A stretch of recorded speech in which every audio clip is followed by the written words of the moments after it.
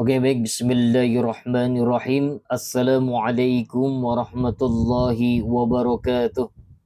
Kita kembali lagi belajar tentang Sirah Nabawiyah ya, untuk part 10. Jadi Qusay dia menghimpun pasukan untuk memerangi mereka, maka kedua belah pihak saling bertemu dan meletus peperangan yang dahsyat di antara mereka. Banyak yang menjadi korban dari masing-masing pihak. Kemudian mereka sepakat untuk membuat perjanjian damai. Mereka mengangkat Ya'mar bin Auf dari Bani Bakar sebagai hakim untuk urusan perdamaian ini. Maka dia menetapkan bahwa Qusay lebih layak menangani urusan Ka'bah dan berkuasa di Mekah daripada Bani Khuza'ah. Setiap darah yang tertumpah dari pihaknya merupakan kesalahan Qusay sendiri dan harus menjadi tanggung jawabnya. Sedangkan setiap nyawa yang melayang dari Khuza'ah dan Bakar harus dapat tebusan. Dengan keputusan ini, Qusay berhak menjadi pemimpin di Mekah dan menangani urusan Ka'bah. Karena mungkin dirasa kurang adil, maka saat itu Ya'mar dijuluki As-Syadzah, orang yang menyimpang. Qusay berkuasa di Mekah dan menangani urusan Ka'bah pada pertengahan abad ke-5 Masehi, tepatnya pada tahun 440 Masehi.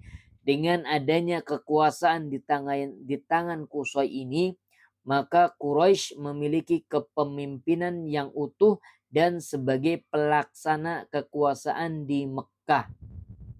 Di samping itu, dia juga menjadi pemimpin agama di Baitul Haram dan menjadi tujuan kedatangan semua bangsa Arab dari segala penjuru.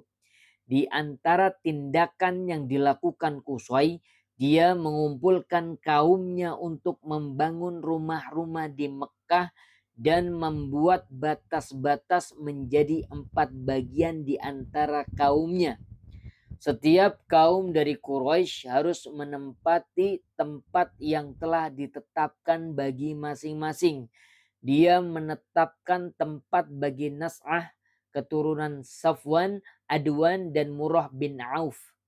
Dia melihat hal ini sebagai tuntutan agama yang tidak bisa diubah lagi. Di antara peninggalan Qusay, dia membangun Darun Nadwah di sebelah utara masjid atau Ka'bah. Pintunya langsung berhubungan dengan masjid. Darun Nadwah adalah tempat pertemuan orang-orang Quraisy untuk membicarakan masalah-masalah penting. Bangunan ini merupakan kelebihan tersendiri bagi Quraisy karena tempat itu bisa mempersatukan orang-orang Quraisy dan sebagai tempat untuk memecahkan berbagai masalah dengan cara yang baik.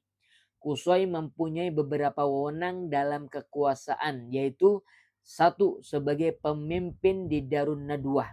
Di tempat itu para pemimpin Quraisy mengadakan musyawarah untuk memecahkan masalah-masalah penting yang mereka hadapi dan juga menikahkan putri mereka. Dua, pemegang panji. Tak seorang pun berhak memegang panji atau bendera perang kecuali di tangannya.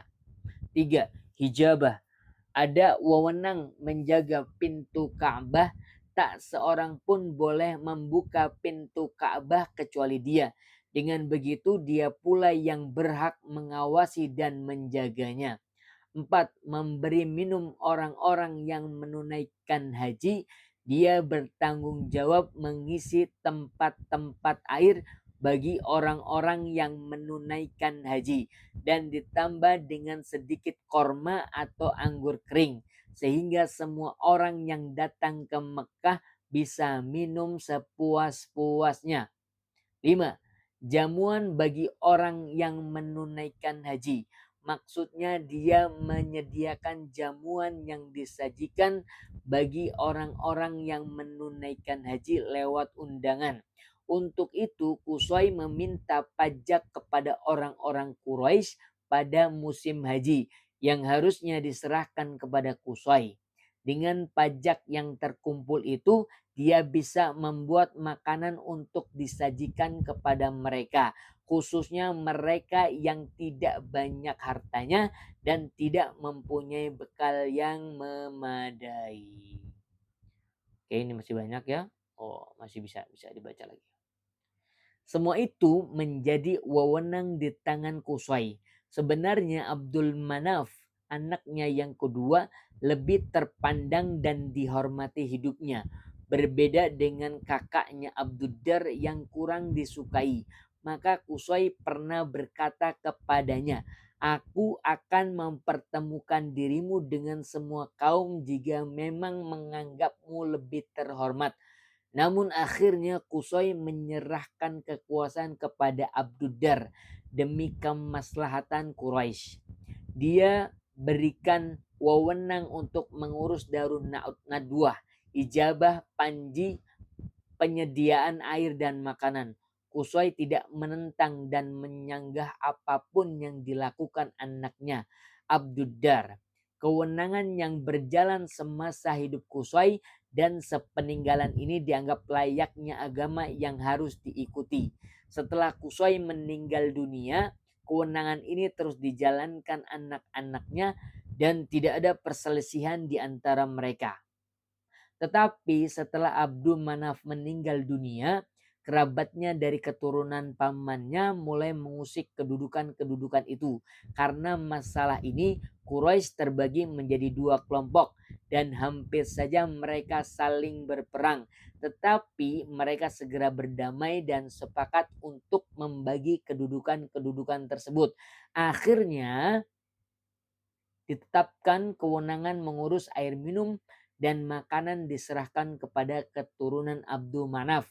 Sedangkan urusan Darun Nadwah, Panji dan Hijabah diserahkan kepada keturunan Abduddar.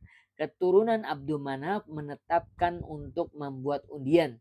Siapakah yang berhak mendapatkan kedudukan ini? Akhirnya undian itu jatuh kepada Hashim bin Abdi Manaf. Dialah yang berwenang menangani penyediaan air minum dan makanan sepanjang hidupnya. Setelah Hashim bin Abdi Manaf meninggal dunia, kedudukan ini dilanjutkan saudaranya Al-Muttalib bin Hashim bin Abdi Manaf, kakek Rasulullah Shallallahu Alaihi Wasallam. Setelah itu dilanjutkan anak-anaknya hingga datang Islam. Dan kewenangan ini ada di tangan Al-Abbas bin Abdul Muttalib. Selain itu, Quraisy masih mempunyai beberapa kedudukan lain yang dibagi di antara mereka. Dengan begitu, mereka telah membentuk satu pemerintahan kecil atau tepatnya pemerintahan kecil yang demokratis. Ada pembatasan masa jabatan dan bentuk-bentuk pemerintahan yang menyerupai sistem pemerintahan pada zaman sekarang yang dikenal dengan istilah parlemen dan majelis permusyawaratan. Inilah kedudukan-kedudukan tersebut. Satu, al-isror atau penanganan tempat api pada berhala untuk pemberian sumpah yang menjadi wewenang Bani Jumah. Yang kedua, tahjirul amwal atau penanganan korban dan nazar yang disampaikan kepada berhala-berhala. Begitu pula penyelesaian permusuhan dan persahabatan yang menjadi wewenang Bani Saham. 3. Permusyawaratan yang menjadi wewenang Bani Asad. 4. Al-Ashnaq atau pengaturan tebusan dan denda yang menjadi wewenang Bani Taim. 5. Hukuman dan pembawa panji kaum yang menjadi wewenang Bani Umayyah. 6. Al-Qubbah atau penanganan militer dan pasukan kuda yang menjadi wewenang Bani Makhzum. 7. Duta yang menjadi wewenang Bani Adi. Baik, demikian, terima kasih. Mudah-mudahan ada manfaatnya. Wassalamualaikum warahmatullahi wabarakatuh.